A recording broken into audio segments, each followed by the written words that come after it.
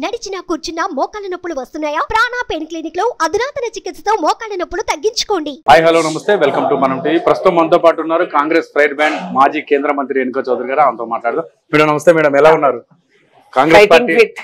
Congress party అధికారంలోకి వచ్చిన full జోష్ మీద ఉన్నారు. 6 గ్యారెంటీలకు సంబంధించి ఎటువంటి హామీ ఇస్తున్నారు? ఏం హామీ మళ్ళీ ఏమి ఇవ్వాలండి? ఇచ్చిన హామీ నెరవేర్చుకుంటున్నాము. అడుగడుగునా చూస్తున్నారు మీరు. 2 హామీలు నెరవేర్చారు, మిగతా నెరవేర్చలేదు. అవునండి, మేము 100 రోజులు టైం అడిగాము. ఆ 100 రోజులు గడువు అవ్వనివ్వండి, అప్పుడు ప్రశ్నిస్తారు. అంతవరకు మేము ఏం జవాబులు చెప్పాలి? మేము పని చేసే దాంట్లో ఉన్నాం.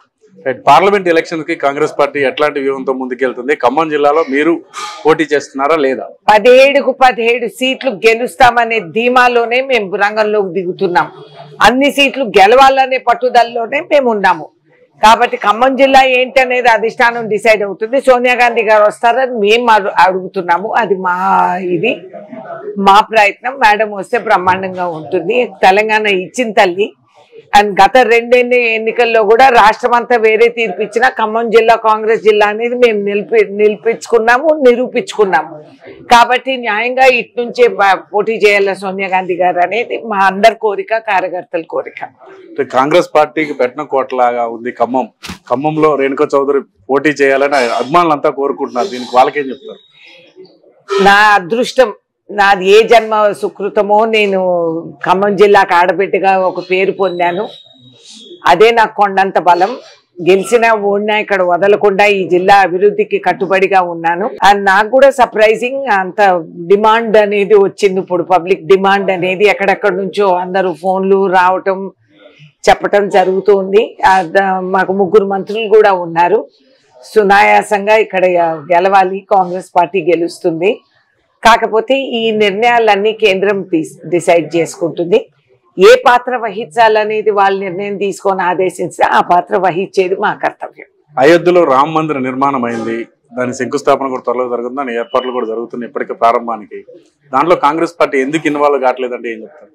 ఎందుకంటే హైందవ ధర్మాన్ని పాటించిన హైందవులు ఈ మతానికి దారి దిశ చూపించే శంకరాచార్యులు వారు కూడా తిరస్కరించారు. విగ్రహ ప్రతిష్ట, గుడి దేవాలయం కట్టడం పూర్తి అవ్వక ముందే ప్రాణ ప్రస్తావ చేయటం తప్పు. కాబట్టి మేము హిందువులు కాబట్టి మేము అది పాటిస్తున్నాము. అంటే శంకరాచార్యులు చెప్పింది కూడా తప్పే, బీజేపీ చెప్పింది కరెక్ట్ అని నేనైతే ఒప్పుకోను, ఈ జన్మలో ఒప్పుకోను. కాబట్టి వాళ్ళు ఆహ్వానించారు. ఏంటి డిన్నర్ పార్టీ, నువ్వు టీ పార్టీకి ఆహ్వానిస్తున్నారా ఏంటి? దేవుడి దగ్గరికి వెళ్ళడానికి వాళ్ళ ఆహ్వానం ఏం అవసరం అండి మాకు? ఇదిగో మన రాముల వారు ఇక్కడే భద్రాచలంలో ఉన్నారు. మేము ఇక్కడికి ఎప్పుడు వెళ్తానే ఉన్నాము. సీతమ్మ ఎక్కడ ఉండింది? పర్ణశాలలో ఉన్నారు. ఆమె పూజించే దేవాలయం ఉంది. చరిత్ర తెలియని వాళ్ళు కొత్త దేవాలయం కట్టి ఓహో ఆహా అని కప్పగంతులు వేస్తే మేమేం చేయాలండి? వాళ్ళు ఇవాళ అనటం కూడా నా హైందవ ధర్మాన్ని అవమానపరిచే విధంగా వాళ్ళు ప్రవర్తిస్తున్నారు. వాళ్ళెవరు? వాళ్ళకి పేటెంట్ ఉందా? పేటెంట్ రైట్స్ ఉన్నాయా హిందూయిజం పైన? ఎవరండి వాళ్ళు మాకు సర్టిఫికెట్ ఇవ్వడానికి? మేము ఇచ్చిన ఆహ్వానానికి వస్తే మీరు హిందువులు, లేకపోతే మీరు కాదు. శంకరాచార్యులు కూడా కాదనమాట. అట్లయితే ఆ లెక్క ప్రకారం అయోధ్య రామ మందిరానికి వెళ్ళరా మీరు? నా ఇష్టం వచ్చినప్పుడు వెళ్తాను సార్. నాకు మనసు తోసినప్పుడు, ఆ భగవంతుడు నాకు పిలుపు ఇచ్చినప్పుడు నేను వెళ్తాను. వీళ్ళు పిలిచినప్పుడు వెళ్ళాలని ఎక్కడా లేదు కదా. I don't need they certificate. నా ఇష్టం వచ్చినప్పుడు నేను వెళ్తాను. వాళ్ళు వచ్చారా? వాళ్ళు ఊరూరు ఇల్లు ప్రసాదము, బొట్లు, గాజులు పంచుతున్నారు హిందూ అని. ఇది పౌరాణిక ఇది టెంపుల్ ఇది. మరి ఇక్కడికి ఏమి పంపలేదే?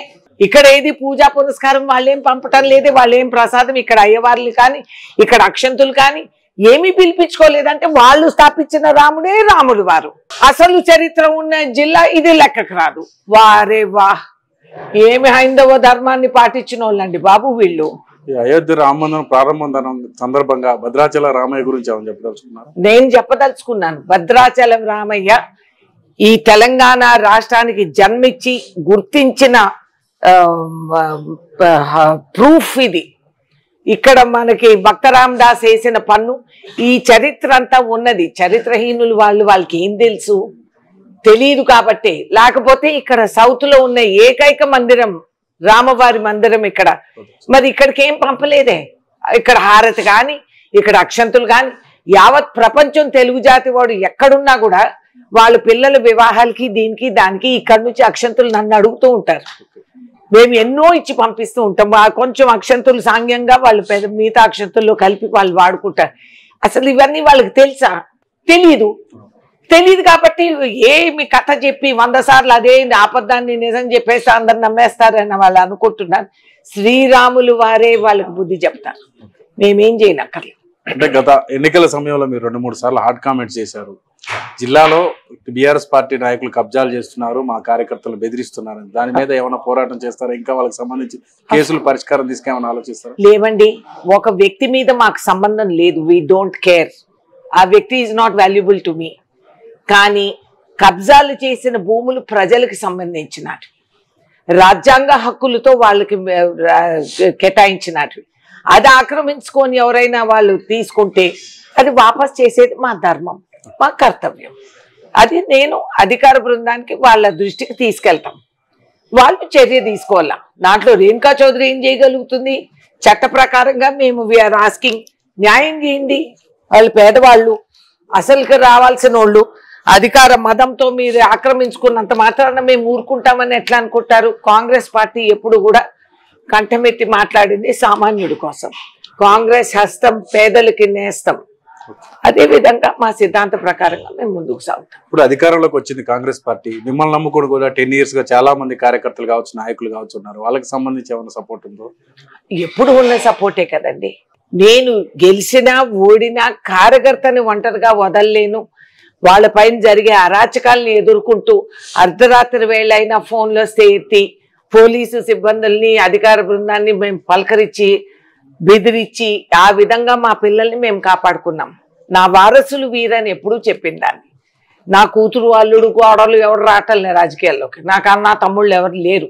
అవకాశం వస్తే ఏపీలో కూడా పోటీ చేస్తాను రేణుకా చౌదరి ఒకసారి కామెంట్. ఎక్కడైనా చేస్తానండి. ఏంటి, నాకు జగన్ గారు వీసా అక్కర్లేదు, నాకు ఎవరు వీసా అక్కర్లేదు. అవసరం ఉంది షర్మిల గారే అక్కడ మాకు పిసిసి ఆమె పిలిస్తే వెళ్ళాలి. అది నా కర్తవ్యం. షర్మిల గారికి అధ్యక్ష పదవి ఇవ్వడం పట్ల ఎట్లా ఆలోచిస్తున్నారు? నేనేం ఆలోచిస్తాను? అక్కడ ఆంధ్ర రాష్ట్రంలో ఉన్న వాళ్ళు ఆలోచించాలా? అధిష్టానం ఆలోచించే కదా ఒక బాధ్యత ఆమెకి కేటాయించారు. ఇప్పుడు ఆమె ఎట్లా పర్ఫార్మ్ చేస్తుందో మనం చూడాలి. ఎన్టీఆర్ వర్ధంతి కార్యక్రమంలో పెద్ద ఎత్తున మీ అభిమానులు కావచ్చు, ఎన్టీఆర్ అభిమానులు కావచ్చు, అందరూ పాల్గొన్న వాళ్ళకి జోస్ తెప్పించే విధంగా మీరు స్పీచ్ కూడా ఇచ్చారు. ఎట్లా అనిపించింది? ఏమండి, నా మొట్టమొదటి పునాదులు అక్కడే. నా రాజకీయ రంగ ప్రవేశం అయిందే నందమూరి తారక రామారావు గారికి. అదే విధంగా ఆ ప్రయాణం చేస్తూ ఆయన చాలా దగ్గరగా నేను చూడగలిగాను. నన్ను కూడా వారు చాలా గారాబంగా నన్ను చూసుకున్నారు. అదొక విచిత్ర బంధం అనుకోవాలా. ఆ విధంగా నేను కూతురుగా, చెల్లిగా, తల్లిగా ఏ విధంగా ఆయనతో ఉన్నాను. వివిధ పరిస్థితుల్లో మేము ఒకరినొకరు చూసుకున్నాము. ఆయన చాలా క్లోజ్గా నేను వర్క్ చేశాను కాబట్టి నాకు తెలుసు, ఆయన మనస్తత్వం నాకు తెలుసు. అని నిజంగా వారేసిన పునాదులు ఇవాళ నోటీస్ చేస్తే రాష్ట్ర ప్రాంతం దాటి అక్కడికి వెళ్ళి నిస్వార్థంగా సీటు బేరం పెట్టుకోలేదు నందమూరి గారు.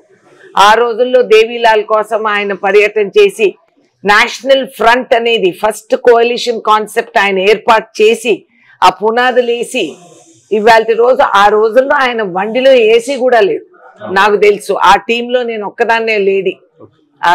దీంట్లో మేము ఆ మాడు టెండలో ఆయనకు అలవాటు లేదు. అసలు ఆయన ఏమైపోతారో అని భయపడేదాన్ని.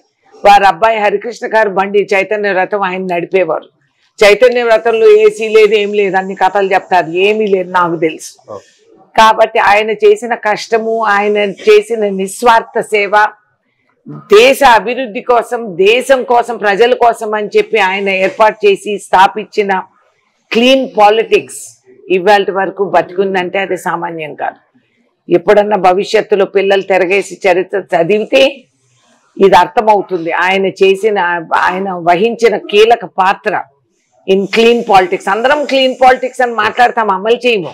కానీ ఆయన చేశారు. అనామకుల్ని, నాలాంటి అనామకుల్ని ఏది మమ్మల్ని ట్రైనింగ్ ఇచ్చి మాతో పని, మేము లై కూడా వండినా, నేను లై వండి పోస్టర్లకు అంటించిన రోజులు ఎంపీగా మేము చేసిన రోజులు ఉన్నాయి.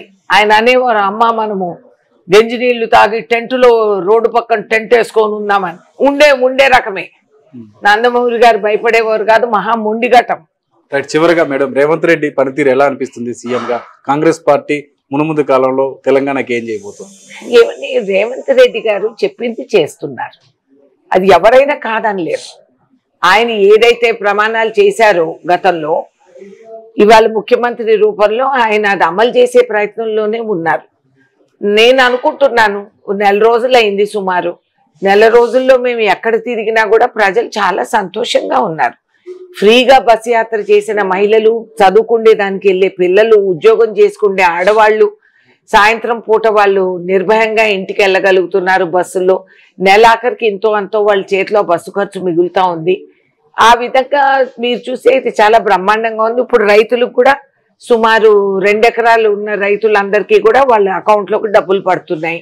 అంచెలంచెలుగా ఇవన్నీ అమలు చేసాం. ముఖ్యంగా వాతావరణంలో ఒక మార్పు వచ్చేసింది. అది మీరు కూడా మీకు అనిపిస్తూ ఉంటుంది. ఒక స్వేచ్ఛ, ఒక నిర్భయం, ప్రజలు ఫ్రీగా మాట్లాడగలుగుతున్నారు, చెప్పగలుగుతున్నారు. ఆడవాళ్ళు పోలీస్ స్టేషన్కి ధీమాతో వెళ్ళగలుగుతున్నారు. గతంలో మేము 10 సంవత్సరాలు ఈ నరకం అనుభవించాము, ప్రతి సామాన్యుడు అనుభవించాడు. మేము ఏదైనా జరిగిందని పోలీస్ స్టేషన్కి వెళ్తే పోలీస్ సిబ్బందులు మా మీదే కేసులు పెట్టేవాళ్ళు. అసలు మా భూముల కోసం మేము ధరణి కాడికి వెళ్తే భూములు ఉండేవాళ్ళు. ఈ విధంగా చాలా మందిని ఇబ్బంది పెట్టి చాలా ఇరికిచ్చారు. ఆ స్వేచ్ఛ ప్రజల్లోకి వచ్చింది. ఒక ఫ్రీడమ్, రాజ్యాంగం ఇచ్చిన హక్కులు తీసుకొని వాళ్ళు తిరగలుగుతున్నారు. అదే మాకు సగం మీది. ఇది మొత్తం మీద రాబో పార్లమెంట్ ఎన్నికల్లో గెలిపే లక్ష్యంగా తామంతా పనిచేస్తామని, సోనియా గాంధీ కనుక ఇక్కడ పోటీ చేసినట్టయితే ఆమెకు సపోర్ట్ గా తాను కూడా పనిచేస్తా అని రేణుకా చౌదరి అయితే మొత్తం చెప్తున్నారు. ఇక్కడ పరిస్థితి ఎవరు భాషతో కిరణ్ కమ్మనోడు.